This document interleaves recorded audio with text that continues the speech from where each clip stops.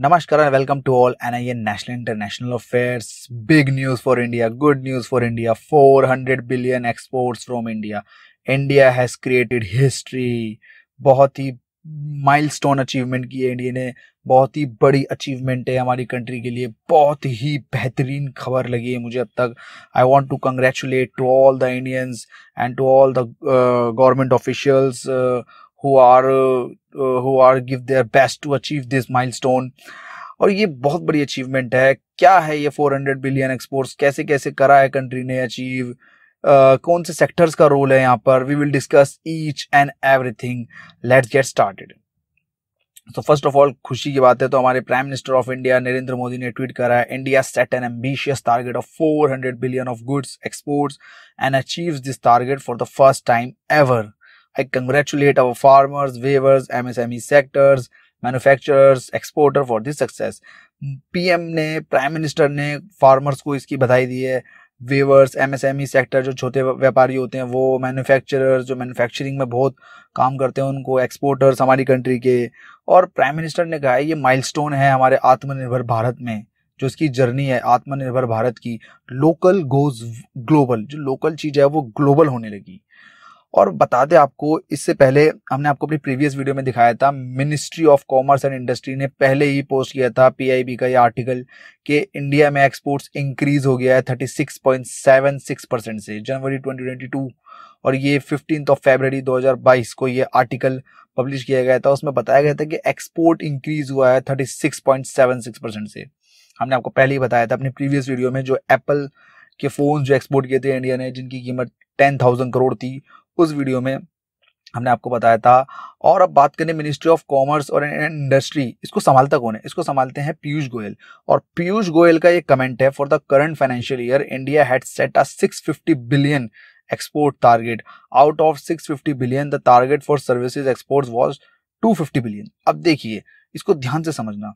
Total export हुई है 650 billion.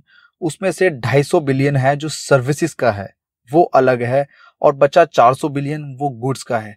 Indian government goods पे ज़्यादा ध्यान देती है, ज़्यादा फोकस रहता है गुड्स पे, इसलिए वो हिस्ट्री मानी जा रही है उसको कि 400 बिलियंस के गुड्स हमने एक्सपोर्ट कर दिए हैं. और ये 250 बिलियन होता है, ये सर्विसेज में होता है, जैसे कि आईटी सेक्टर की सर्विसेज हम प्रोवाइड करते हैं all over the world, software services etcetera etcetera, उसमें होता है ये सब कुछ. तो फिलहाल के लिए 400 बिलियन सिर्फ गुड्स की ये एक्सपोर्ट्स हुआ है, इसी पे ज़्यादा फोकस कर रही है गवर्नमेंट. और हमारी country India now become a brand. India एक ब्रांड बन चुका है. डिफरेंट नेशन में इंडिया से माल जाता है, एक्सपोर्ट करते हैं. हर कंट्री में, मोस्टली कंट्रीज में मसाले हो गए, चाहे वेजिटेबल्स हो गए, गारमेंट्स हो गए, बहुत से सामान इंडिया से डिफरेंट कंट्रीज में जाता है, इंडिया एक्सपोर्ट करता है. और इन फ्यूचर इंडिया का एक्सपोर्ट बढ़ना ही बढ़ना है, बहुत एक्सपोर्ट बढ़ेगा इंडिया का. आज अगर 400 बिलियन अचीव किया है टारगेट, हो सकता है मे बी कल को 2 साल बाद, 3 साल बाद 1000 बिलियन यानी कि 1 ट्रिलियन अचीवमेंट करें एक्सपोर्ट में. 1 ट्रिलियन, माय गॉड, ये बहुत बड़ी अमाउंट होगी. लेकिन बात करें इस टाइम नंबर 1 कौन है? नंबर 1 कौन है वर्ल्ड में एक्सपोर्ट में? तो बात करें, लार्जेस्ट एक्सपोर्टर है China. China is largest exporter in the world. China की एक्सपोर्ट से जो उनकी जो कीमत है 3.3 ट्रिलियन एक्सपोर्ट्स करता है चाइना एक साल में. बहुत आगे है अभी, बहुत आगे है इंडिया से. चाइना के बाद नंबर 2 पर है यूनाइटेड स्टेट्स. चाइना के बाद यूनाइटेड स्टेट्स है नंबर 2 पर. अब देखिए, चाइना नंबर 1 है, यूनाइटेड स्टेट्स नंबर 2 है, बट इंडिया को अभी बहुत हार्डवर्क, मेहनत की जरूरत है आगे बढ़ने के लिए एक्सपोर्ट्स में.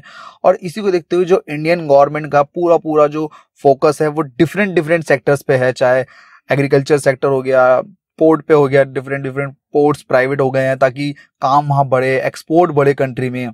और अनाज पे फोकस है, और देखा गया है डिफरेंट जैसे सब्जियों पे, वेजिटेबल्स पे फोकस कर रही है इंडियन गवर्नमेंट, इनको एक्सपोर्ट कराने के लिए. रेडीमेड गारमेंट्स एक्सपोर्ट होते हैं और एक्सपोर्ट बढ़े ताकि इनका. तो इन शॉर्ट गवर्नमेंट पूरा फोकस कर रही है एक्सपोर्ट्स पे ताकि एक्सपोर्ट बढ़ता रहे. देखिए, एक्सपोर्ट्स बढ़ने से फायदा ये होता है, कंट्री में एम्प्लॉयमेंट जनरेट होता है, क्योंकि हर कंट्री को सबसे ज़्यादा जरूरत होती है रोजगार की, एम्प्लॉयमेंट की. इसलिए एक्सपोर्ट पे हर कंट्री फोकस करती है. इंडियन गवर्नमेंट भी बूस्ट कर रही है अपनी मैन्युफैक्चरिंग सेक्टर को, और फोकस कर रही है government made in India policy पे, और वोकल फॉर लोकल, जैसे कि लोकल गोज ग्लोबल, पीएम ने अपने ट्वीट में कहा था, और इसी को देखते हुए वोकल फॉर लोकल अनाउंस किया था पीएम ने। इस पे भी काम किया जा रहा था कि एक्सपोर्ट डे बाय डे हमारा बढ़ता रहे। और ये जो अचीवमेंट हुई है 400 बिलियन एक्सपोर्ट जो हमारा हुआ है, ये 31 मार्च से पहले ही हमने अचीव कर लिया, क्योंकि ईयर एंडिंग 31 मार्च को होता है, जो फाइनेंशियल ईयर होता है उसकी एंडिंग 31 मार्च को होती है। हमने उससे पहले ही अचीव कर लिया। अब बात करें एक एग्रीकल्चर, बहुत मेजर सेक्टर है एक्सपोर्टिंग में, इसका कितना योगदान है इस एक्सपोर्टिंग में? एग्रीकल्चर का योगदान है 9%। इन फ्यूचर ये भी बढ़ेगा।